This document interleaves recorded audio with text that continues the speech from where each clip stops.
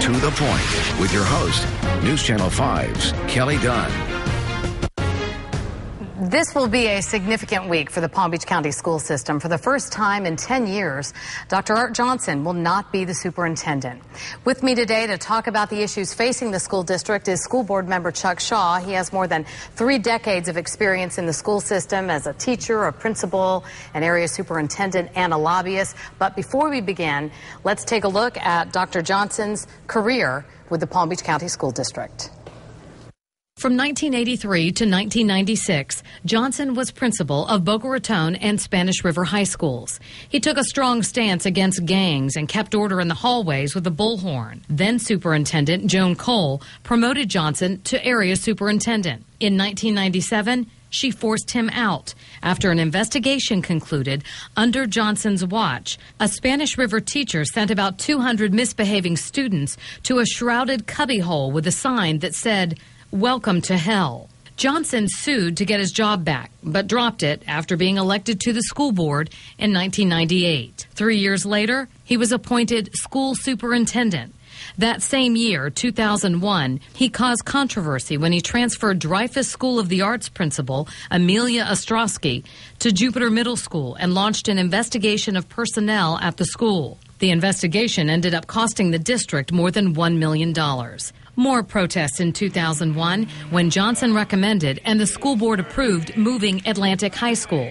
Parents protested and lawsuits were filed. One of Johnson's greatest accomplishments was in 2004 with a successful voter referendum of a 0.5% sales tax to fund school construction. Also under his watch, the Palm Beach County School District earned an A rating from the Florida Department of Education for 3 straight years based on FCAT results. No other urban district can say that. But the downfall for Johnson appears to have started with Jeffrey Hernandez, whom he appointed Chief Academic Officer. Hernandez implemented massive changes to a more test-based curriculum. Teachers and parents protested. Hernandez was eventually reassigned. Today, an independent consulting firm is investigating whether Johnson and Hernandez violated school district leave policies. Reportedly, Hernandez used more than 7 weeks of paid leave to work as a consultant in Memphis. And school board member Chuck Shaw joins me now. And the school board, Mr. Shaw, voted 6-1 for Art Johnson to go. Were you one of those who voted to remove him? Yes.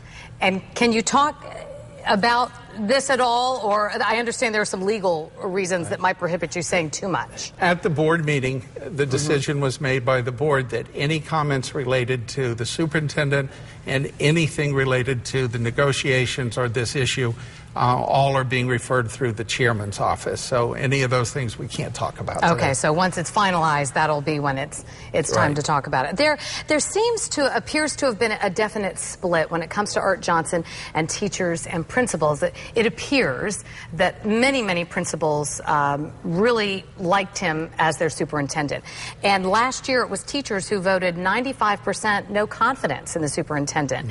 How do you repair that with a new person coming in? Is that typical? I mean, tell me what you think of that split. First, it's probably complicated. And I think the issues are that we have not been in a position that teachers have had any raises, but not just teachers, all of the employees of the school district for several years.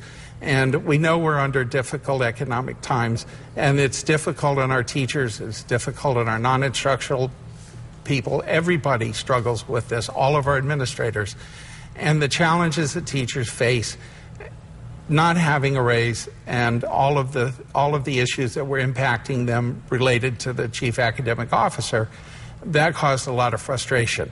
And I think that there had to be somebody that they wanted to hold accountable. That became the superintendent. The principals, they worked with Dr. Johnson, many of them, for the entire time that he served as superintendent. And the principals had seen it through the kind of leadership. When Dr. Johnson came to the district, we were in turmoil, and he brought a stability and a leadership that was effective. So everybody has the same need and the same goal. It was just the issues that were impacting each one of those constituencies at the time. Even though you were one of the ones to vote him out, was he a good superintendent? We can't really talk about that. Can't even say that. No. Okay. All right. Let's talk about the budget issues that are going to be facing all districts in Florida. Governor Scott's budget is calling for cutting spending by $700 per student. Is that even possible? I mean, it seems like it's been cut so much over the years. No, and the issue is, and I don't think that we realize just how extensive it is. You say $700, and it may seem like a small amount of money. But per student, how much is spent per student? I'm not positive, but we spend roughly $6,000 per student with everything that comes in. And to take that away, we're taking over 10% of the funds that are there. But at the same time, we're not only losing those funds, but we also have the requirements that we have to do, and the new school board's responsible now for us to deal with the class size amendment. We have to implement that. We have to give some consideration to the employees of the district. We have to look at increasing costs of health care, and there are all kinds of figures that we hear that health care is going to cost more. So there's a multitude of issues that we have to deal, and then add to it the money that we're losing from the stimulus that were dollars that were there that help keep people employed, and now we're being faced with seeing those dollars dry up. What a monumental task. Who's going to want this job? It may be a difficult one to find. I think that the whole thing, and it's probably the real message we need to give to the community, is that I think that what you're going to see is a board focused on making sure that whatever resources we have, those resources benefit the schools.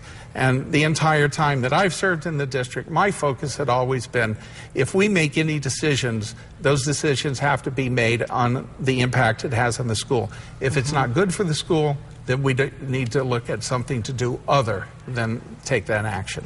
It was the financial officer for the district that said this class size, complying with it, would cost $30 to $60 million. Right.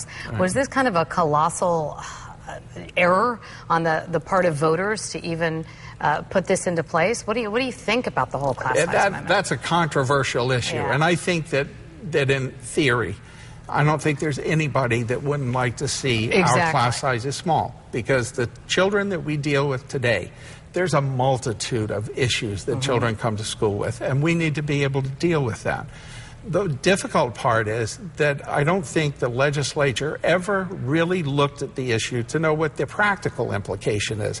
If a kindergarten classroom has a cap of 18 students and we have to literally meet that cap, then that means when that 19th child comes to that school, and imagine being the parent of that child coming in and being told, well, we don't really have a classroom for you, so go someplace else. Right. We don't have that option.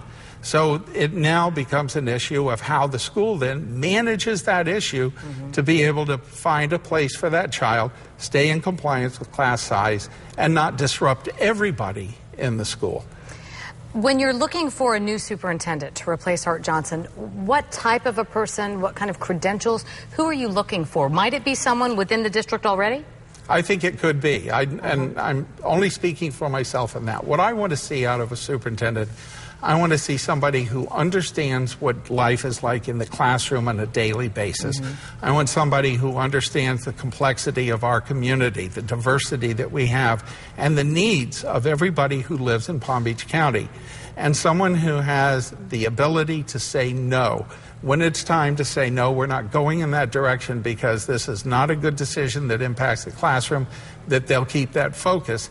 And someone who has, right now, probably more than other times, someone who has the ability to communicate and work with people, who can bring a trust to the district, who can work and show a leadership to help the board make the right decisions, that can be in touch with the business community. At one time, we had a strong relationship with the business community. We saw career academies grow. We saw partnerships built.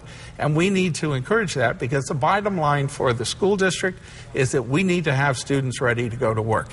And if we don't have children that leave the school system either ready to go into a post-secondary education or go to work, then we failed. And that's the key for us. Before I let you go today, I just wanted to bring up one other thing.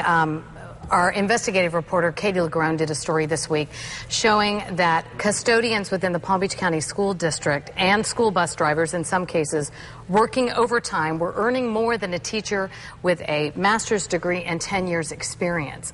I mean, these were people that were getting $30,000 in overtime. Wouldn't overtime be something that would be one of the first things slashed when you have such a budget crisis? I think you will see that the board is going to look at all of those kinds of issues to make sure that it's not abused and to find out if people are earning overtime, why, and also what the fund source is. Now, if it's somebody who's being paid because of special events, then that's understandable because there may be income coming into the school for that.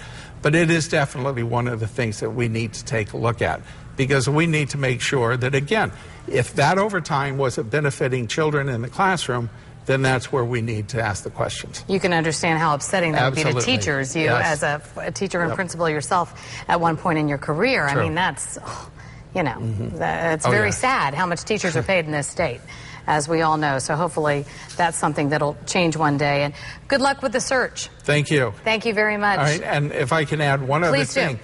One of the things that I think you'll see the board committed to is that we want input from the entire community on this process, because we want to hear from the business community, we want to hear from media, we want to hear from teachers and parents and the business community. Everybody that's part of this community needs to have say in this process. Well, we'll be continuing to follow the developments with the Palm Beach County School Board. Chuck Shaw, thank you very much. And we'll be talking to you again. And coming up next, our roundtable on issues and the politics facing the school district. Now joining us for our roundtable discussion is Brian Crowley, the author of the Crowley Political Report, and Laura Green from the Palm Beach Post, who has covered Art Johnson during his time as school superintendent. Thank you very much, both of you, for being with us. What do you think about what Chuck Shaw had to say? Well, first let me just say that I am Chuck Shaw's appointment to a brand new budget review committee that's a citizen committee to look at the budget of the school board. I mean, I think, you know, Chuck and the rest of the school board are in a very difficult position right now. They can't say very much because of the potential of lawsuits from the superintendent, Art Johnson. And at the same time, they have to face not only finding a new school superintendent, but in the middle of doing all of that, they have to deal with what is going to be an extraordinary year of budget cuts, ranging anywhere from $60 to $125 million out of the school district's budget, and that is just an ugly, ugly situation. Like I said to him, who would really want the job? I mean, it seems a pretty monumental task. It really is. The legal issues that prevented him from really saying too much are very real. I mean, this was something he couldn't really say, and it's all because with the threat of Art Johnson suing the district. Is that the problem? The legal issue is pretty much one legal issue, which is, will Art Johnson sue? If the school board walks away with a settlement, it will have a waiver in it. It will actually have two waivers. In two places, he will sign away his ability to sue. If they have to fire him, they walk away without that protection. And he has sued before in his career. He has. When he was, there was an investigation in 1997, as you mentioned in the piece, and he was dragged into it because he had been the principal. He initially appeared to agree to retire, and his attorney even said, "Oh, he's willingly doing this." And then within months, he sued the district. He sued the lawyer who the school district hired to negotiate the settlement. He tried to have that gentleman disbarred. So, you know, there is a real history here. And a lot of people, I think, who may not understand the contractual workings of a job as big as Art Johnson's, the 11th largest school district in the country, they might think, oh, he's getting a huge golden parachute. But really, if he were to sue, I mean, it could cost the district so much more, right? Sure. The difference between the settlement agreement and what they would have to pay him if they just fired him is only $35,000. And so I think they're weighing $35,000 up front, or the potential for a lawsuit, which could cost much, much more than that and drag the district into a very long and ugly battle. He was one of the longest-running school superintendents in the country. Chuck Shaw was telling me, I mean, the average is 3 years. Yes. So he was here over 10 years. And, I mean, he was a strong superintendent in many, many ways. Yes, he was a very strong superintendent, and it's kind of a shame that his tenure as superintendent may be ending on an ugly note of potential lawsuits and things. I don't think that's healthy for the school district. I don't think that does justice to Dr. Johnson's legacy for the schools. I hope that he decides that in the best interest of the schools, particularly and his own legacy, particularly in this very difficult economic time for the schools, that maybe the best thing to do is to leave with his head high and quietly. It had to be such a surreal thing to sit in a school board meeting with all of your peers talking about you and your job. I mean, And then to get, 6-1 vote. It was the strangest thing to watch. I mean, to his left was one of the attorneys advising the school board members who were seated to his right, and they were literally speaking over him about really the potential that he might sue. And then later, they bring up someone who is suddenly a candidate to replace him while Dr. Johnson is sitting there, and they hold an interview with this man while Dr. Johnson is in his seat. It was very surreal. Coming up in just a moment, we're going to talk about, was there a winner in this fight over the superintendent's job? That's right after the break. We are talking today about the Palm Beach County School District and the ouster of Superintendent Art Johnson. The teachers certainly wanted him out. Last year, 95% of them voted that they had no confidence in him. Do they win? And does anyone win in this? But do they win in particular? There's the old saying about the devil you know. True. They don't know who the next school superintendent is going to be. I'm sure that the teachers will hope to have considerable influence in who the new school superintendent is going to be. But overall, Art Johnson came up from the teaching and the principal ranks. He's not I don't believe, an enemy of teachers. Sometimes you, as an administrator, you have to do things that your employees don't like. And when he hired Jeffrey Fernandez last year, that became hugely controversial, and it hurt him severely with the teachers. What do you think, Laura?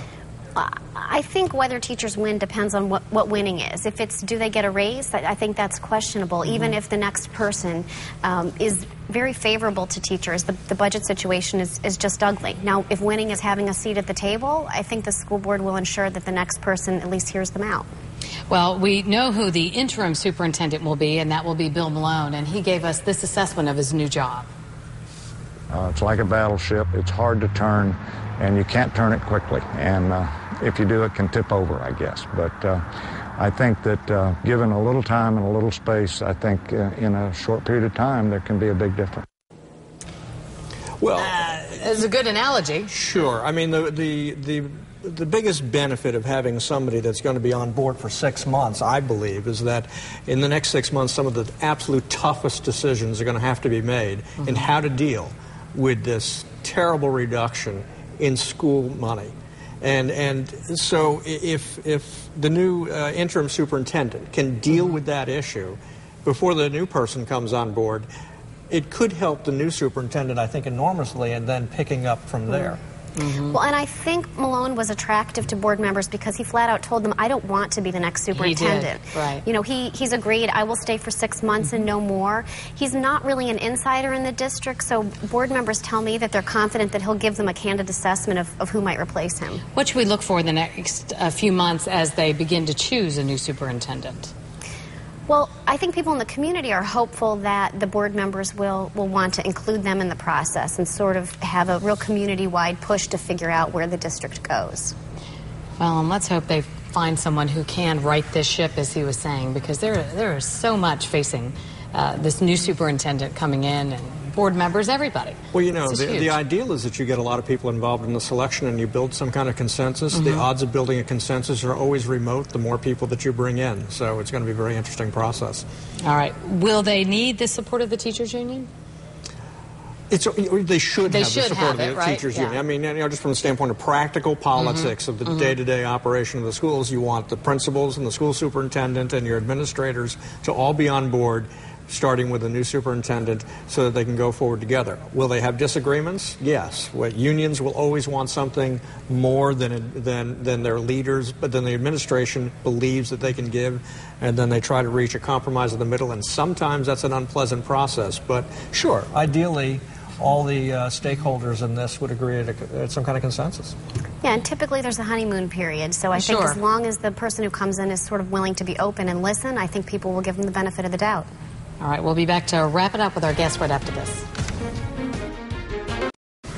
So before we leave, what is going to happen with funding for this school district and so many others in Florida? Well, in a lot of ways, parents and taxpayers need to make up their minds. Everybody wants a great education for their kids. Nobody is saying that they want their public schools to be bad. It costs a certain amount of money. I believe that you could get rid of every administrator in the school district, and you still are not going to have enough money to fill the budget gap. One of the downsides of a constitutional amendment that required class size limitations is a little bit like mandatory sentencing. Sometimes the mandatory sentence didn't fit that particular situation. So when you mandate that every class has to be a specific size, it removes flexibility from the schools, and for maybe a goal that isn't as reasonable as it sounds on paper. And I think a lot's going to happen in Tallahassee. Well, it's going to be the big hot potato, definitely, right? Certainly, I think education will be. I think whether or not the public is going to really react, I think will depend on just how bad things get and whether it's worth it to them to spend more. And we do have a lot of retirees in this state. You got to see who in Florida really wants to make education a priority. All right. Thank you very much, Laura Green and Brian Crowley, for being with us today. We appreciate your insight. Still much more to come on all of the changes and the budget issues facing the Palm Beach County School District and all the others in our viewing area. If you'd like to send a comment about today's show, go to WPTV.com and click on the political link. Thank you for joining us, and enjoy your Sunday.